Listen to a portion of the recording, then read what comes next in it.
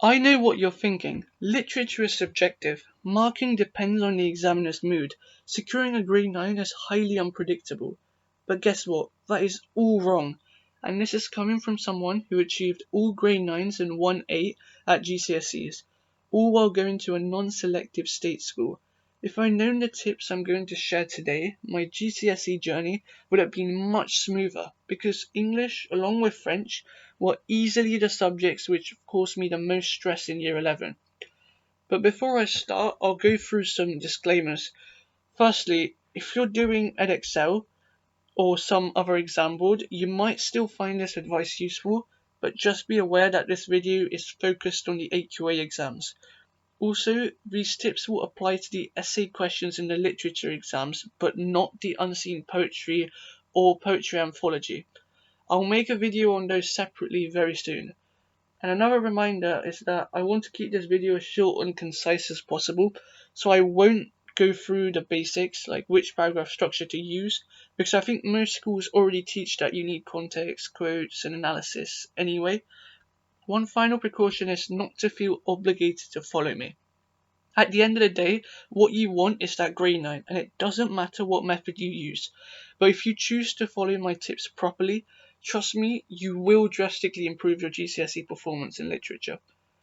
Now, the first tip I'm going to give is regarding quotes. Before I even start, I want to emphasize very clearly that you absolutely shouldn't be revising 10 quotes per female character like you are told in school. Or at least not if you're trying to maximize efficiency and minimize effort.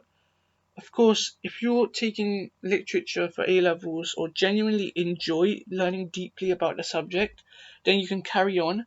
But if you dislike English or just want to get the high grades and move on, you must follow this method.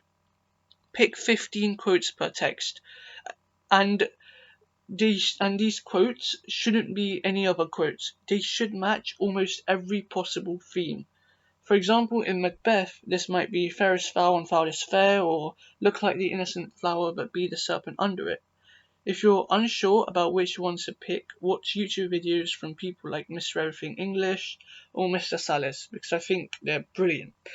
And another note I'd like to add is that for questions which ask you to answer either the theme or character question, like for an inspector calls, I'd strongly recommend choosing the theme question because it means you need to memorize less quotes, and also I find it easier to link and talk about in general. But of course, that's just my preference. Regardless, though, the main point I'm trying to communicate is that fewer quotes means deeper focus. Deeper focus means you can really extrapolate on single words and techniques and also analyze the writer's intentions, which is exactly what examiners are looking for. You might argue that few quotes fit cleanly into multiple questions, which brings me on to my next point, linking. Linking is essential for literature, and many students will start to panic at this point and claim that this is very difficult. But you guys have to bear in mind that linking does not have to take up the majority of an essay paragraph. In fact, it shouldn't. And doing this isn't as hard as people assume. You need to use the wording given to you and rearrange it using synonyms of your analysis so far. So, for example, if I was trying to answer the following question, how is the role of gender shown in Macbeth? And assume I was trying to link the quote from earlier, fair is foul and foul is fair. Maybe you could say that Shakespeare uses repetition with the oxymoronic terms fair and foul, which suggests that morality is going to be blurred in this play. Perhaps the moral ambiguity is also foreshadowing how gender roles will reverse and result in dominance of Lady Macbeth, which implies that Shakespeare is using this play to educate the Jacobean audience that female power is illogical and paradoxical, just like the witches' quote. Now, I did rush that paragraph, and if I was writing it in the exam, I'd also provide alternative interpretations and also put some context in there about the patriarchal society back then.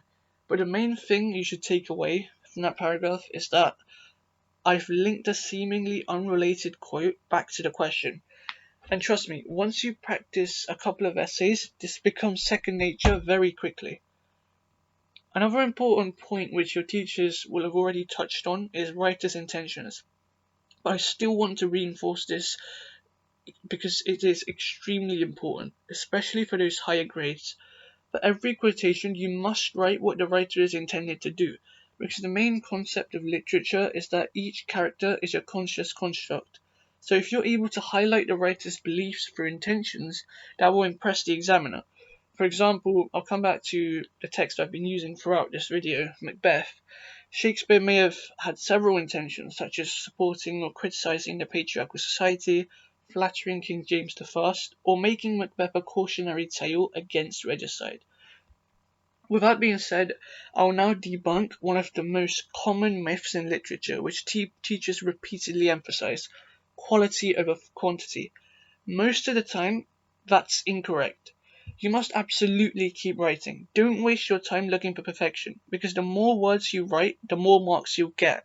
Obviously, I'm not telling you to waffle or talk about useless and unrelated facts about what you did over the weekend or what food you ate yesterday. And this is exactly the reason I told you to learn those 15 quotes in detail.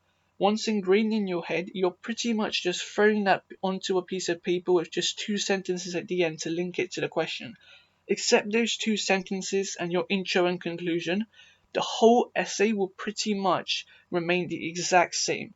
So there is no reason for you to compromise quality. The quality will clearly shine through. You just need to keep your pen on paper and write as if your whole life depends on it. This way, you're pretty much guaranteed to do well. With that, I've reached the end of this video. I hope that this has been useful for you. I sincerely hope that these tips will help you ace your GCSE Literature exams. Let me know in the comments if you have any questions. Thanks a lot for watching this video. Please make sure to like and subscribe, and I'll see you all next time.